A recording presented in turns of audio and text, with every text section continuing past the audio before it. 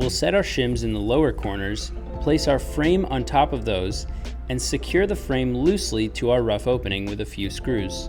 Now we have our frame loosely installed into our rough opening. It's important to make sure that our door frame is level, plumb, and secured to the rough opening so that we can place our door. Before we place our door, we have to get our hydraulic pivot hinge in place. This comes in one piece and will drop directly into the opening that you see on the bottom of your threshold. Once we've slid our door into place, we'll need to test it out.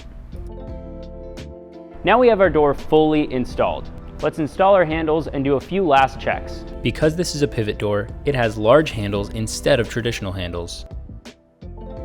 The hydraulic spring and roller catches help this door to close. However, we'll need to install a deadbolt in order to lock our door.